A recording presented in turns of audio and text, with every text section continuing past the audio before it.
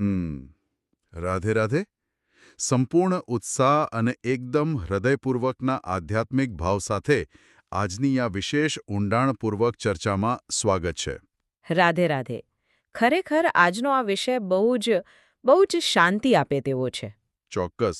અને આજનું આ સઘન વિશ્લેષણ વિશ્વભરના તમામ ગુજરાતી પ્રેમીઓ એટલે કે ઓલ ગુજરાત લવર્સ માટે ખાસ તૈયાર કરવામાં આવ્યું છે. જે લોકો પોતાના મૂળ સાથે જોડાયેલા રહેવા માંગે છે તેમના માટે આ ચર્ચા બહુ કામની છે. ચાલો આને સમજીએ. હા, અને આજના આપણા સ્ત્રોત વિશે પણ સાંભળનારને માહિતી આપી દઈએ. બિલકુલ. આજની આ અદ્ભુત માહિતી GujaratiTV.com પરથી લેવામાં આવી છે અને તેનું બહુ જ સુંદર સંકલન સેવક માધવ જસાપરા દ્વારા કરવામાં આવ્યું છે. બરાબર. આજનો આપણો મુખ્ય વિષય છે શ્રી પ્રેમાનંદજી મહારાજના સત્સંગના અમૂલ્ય વચનો અને તેમના વિચારો. આજના આખા વિશ્લેષણનો મુખ્ય સાર છે શરણાગતિ અને આંતરિક તેજ. આજના આ દોડધામભર્યા અને તણાવપૂર્ણ જીવનમાં આપણા સૌના મનમાં અનેક પ્રશ્નો ઘુમરાતા હોય છે. આજનો આપણો હેતુ એ જ છે કે આ આધ્યાત્મિક જવાબોમાંથી માનસિક શાંતિ અને સાચી સમજણના રત્નો શોધવા.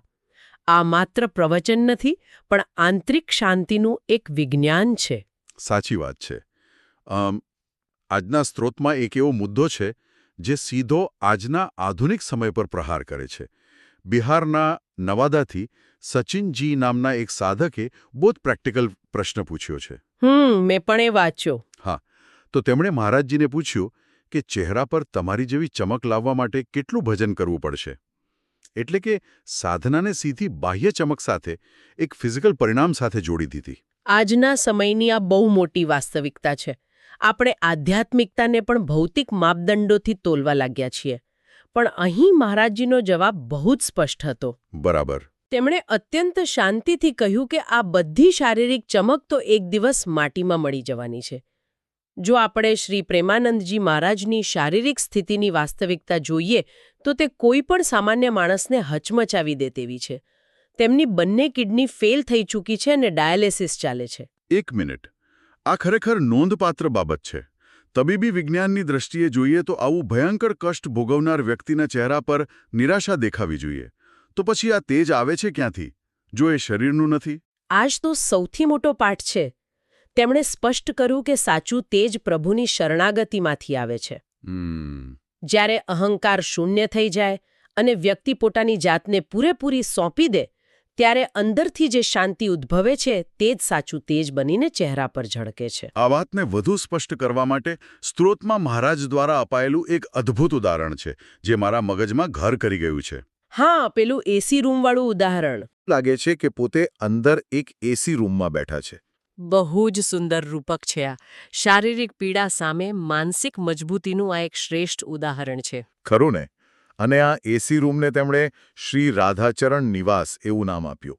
એટલે કે બહાર ભલે ગમે તેટલી આગ હોય, પણ અંદર એક એવો સુરક્ષિત ઓરડો છે જ્યાં એ પીડાની બળતરા સ્પર્શી પણ શકતી નથી. બરાબર. જો આપણે મનોવિજ્ઞાનના દૃષ્ટિકોણથી જોઈએ તો શારીરિક દુઃખ અને માનસિક પીડા વચ્ચે બહુ મોટો તફાવત છે. દર્દ અનિવાર્ય હોઈ શકે છે, પણ દુઃખી થવું એ આપણી પસંદગી છે. એટલે કે દર્દ થવું એ શારીરિક પ્રક્રિયા છે, પણ તે દર્દને લઈને સતત રડતા રહેવું એ માનસિક પ્રક્રિયા છે. બિલકુલ. અને મહારાજજીએ જે એસી રૂમની વાત કરી તે એ જ આંતરિક અવસ્થા છે જ્યાં વ્યક્તિ પોતાના શરીર અને મનથી અલગ થઈને પોતાના મૂળ સ્વરૂપમાં સ્થિર થઈ જાય છે. પણ વ્યવહારિક જીવનમાં આ આંતરિક એસી રૂમ સુધી પહોંચવું કેવી રીતે? કારણ કે આપણા સૌના મનની હાલત તો બહુ ચંચળ હોય છે. સાચી વાત છે. બંગાળથી સાત્યકીજી અને કન્નૌજથી ગોવિંદસિંહજીના પ્રશ્નો આ જ સમસ્યા પર પ્રકાશ પાડે છે. સાત્યકીજીએ સ્વીકાર્યું કે મન અત્યંત ચંચળ છે અને ક્રોધ ખૂબ આવે છે. અને ગોવિંદસિંહજીનો પ્રશ્ન હતો કે આ બધા કોલાહલ વચ્ચે આપણે આપણા સાચા આંતરિક સ્વરૂપને કેવી રીતે ઓળખી શકીએ? અહીં રસપ્રદ વાત એ છે કે આ બંને પ્રશ્નો એકબીજા સાથે ઊંડી રીતે જોડાયેલા છે. મહારાજજીએ પોતાના આંતરિક સ્વરૂપને ઓળખવા માટે 3 સ્ટેપ સમજાવ્યા છે. કયા કયા?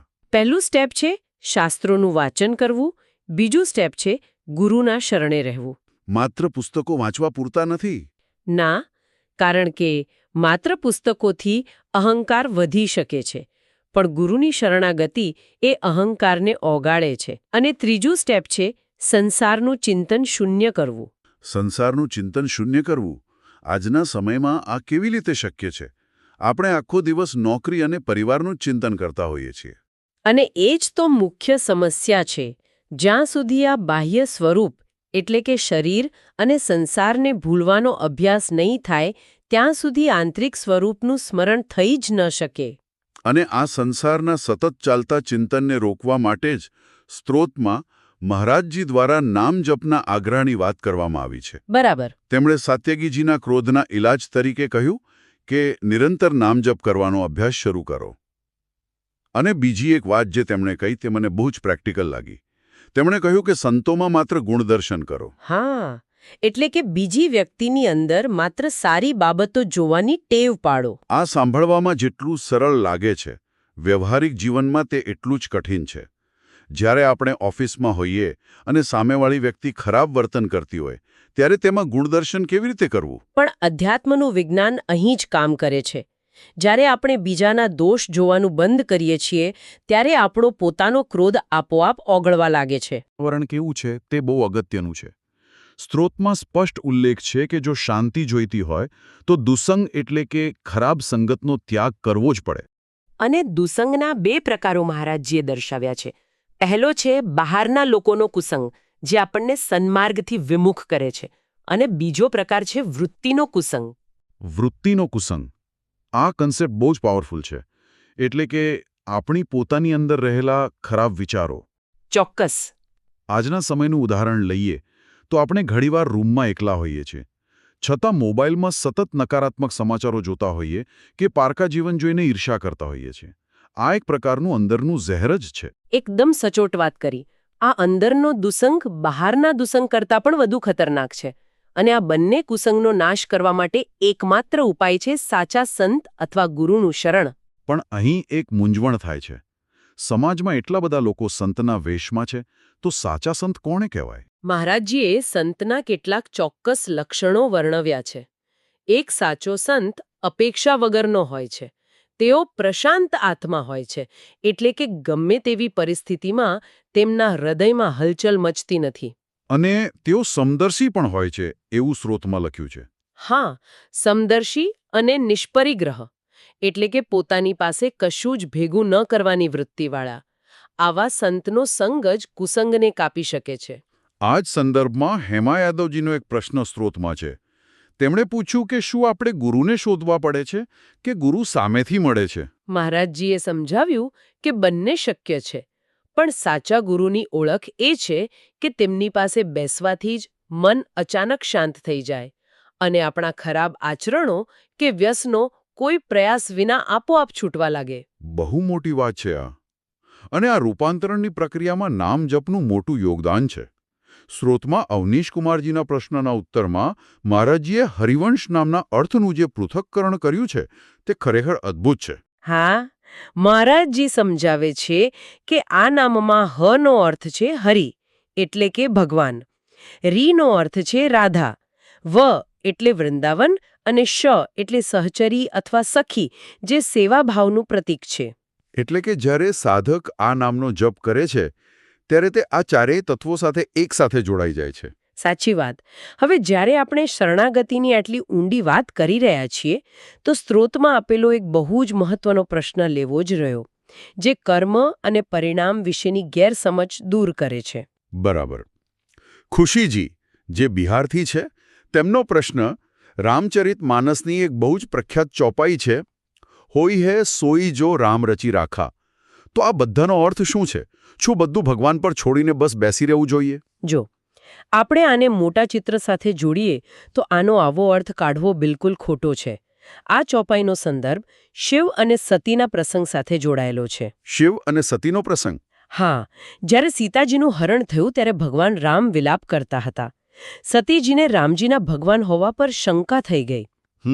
શિવજીએ સતીજીની આ શંકા દૂર કરવા માટે અને તેમને પરીક્ષા લેવા જતા રોકવા માટે પોતાનાથી બનતો પૂરેપૂરો પ્રયાસ કર્યો.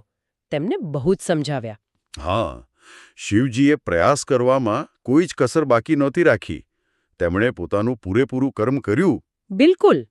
પણ જ્યારે સતીજી કોઈ કાળે ન માન્યા ત્યારે પોતાના બધા જ પ્રયાસો પૂરા થઈ ગયા પછી શિવજી આ વાક્ય કહ્યું હતું કે હવે એ જ થશે જે ભગવાને નક્કી કર્યું છે. આમાંથી આપણને જીવનનો બહુ જ પ્રેક્ટિકલ પાર્ટ શીખવા મળે છે. આ ચોપાઈ આળસુ કે કાયર બનીને બેસી રહેવા માટે બિલકુલ નથી. ના, જરાય નહીં. આપણો ધર્મ છે કે લક્ષ્ય પ્રાપ્ત કરવા માટે પૂરેપૂરો પ્રયાસ કરવો. પણ જ્યારે બધા જ પ્રયત્નો પૂરા થઈ જાય અને છતાં પરિણામ આપણા પક્ષમાં ન હોય ત્યારે નિરાશ થવાને બદલે તેને સંપૂર્ણ શરણાગતિ ભાવ સાથે ભગવાન પર છોડી દેવું જોઈએ. આ ખરેખર આપણા આધુનિક જીવન સાથે કેટલું બધું સુસંગત છે. આપણે બધું જ કંટ્રોલ કરવા માંગીએ છીએ અને પરિણામ ધાર્યા મુજબ ન આવે ત્યારે તણાવમાં આવી જઈએ છીએ. સાચી વાત છે. જો આખી ચર્ચાનો નિચોડ કાઢીએ તો આજના આ તણાવથી ભરેલા યુગમાં શ્રી પ્રેમાનંદજી મહારાજના વિચારો માનસિક સ્વાસ્થ્ય અને શાંતિ માટે એક શક્તિશાળી માર્ગદર્શિકા છે. સાવ સાચી વાત. ચહેરા પરની બાહ્ય ચમક પાછળની દોડ હોય કે પછી મનની ચંચળતા અને ક્રોધ હોય, આ બધું જ આપણને એક જ દિશામાં લઈ જાય છે અને તે છે આંતરિક સ્થિરતા. આ બધી જ બાબતો પર વિચાર કર્યા પછી સાંભળનાર માટે હું એક પ્રશ્ન મૂકવા માંગુ છું જે કદાચ દરેકને વિચારવા મજબૂર કરશે. ચોક્કસ જણાવો. જો આપણી પોતાની જ અંદર રાધાચરણ નિવાસરૂપી પરમ શાંતિનો એક એસી રૂમ હંમેશા હાજર જ છે, જ્યાં દુનિયાનો કોઈ તાપ પ્રવેશી શકતો નથી, હા, તો પછી આપણે રોજબરોજના કયા નકામા દુનિયાવી તાપમાં, ક્રોધ અને અહંકારની આગમાં વિનાકારણ બળવાનું પસંદ કરી રહ્યા છીએ? આપણે ક્યારે એ અદૃશ્ય એસી રૂમનો દરવાજો ખોલીને અંદર પ્રવેશ કરીશું? અદ્ભુત અને ખરેખર ઊંડો વિચાર છે આ. આપણા સૌ માટે આ મનન કરવા જેવો પ્રશ્ન છે. આ ઊંડાણપૂર્વક ચર્ચાના અંતે સ્પષ્ટપણે જણાવવાનો કે આજના સત્ર માટેની આ વિશેષ અપડેટ ગુજરાતીTV.com અને સેવક માધવ જસાપારાના સૌજન્યથી પ્રાપ્ત થઈ હતી. આવું સુંદર જ્ઞાન આપણા સુધી પહોંચાડવા માટે તેમનો ખૂબ આભાર. એકદમ. જો આજની આ ઊંડાણપૂર્વક ચર્ચા સાંભળનાર માટે ઉપયોગી સાબિત થઈ હોય તો અમારી ચેનલને લાઇક, શેર અને સબસ્ક્રાઇબ કરવાનું ચૂકશો નહીં. અને આજના આ સઘન વિશ્લેષણ વિશેના તમારા રિવ્યૂ નીચે કોમેન્ટ બોક્સમાં ચોક્કસ મોકલો. અમને તમારા વિચારો વાંચવાનો ખૂબ આનંદ થશે. તો ચાલો પ્રભુના ચરણોમાં શરણાગતિ ભાવ સાથે આજની આ સુંદર ચર્ચાનું અહીં સમાપન કરીએ. રાધે રાધે. રાધે રાધે.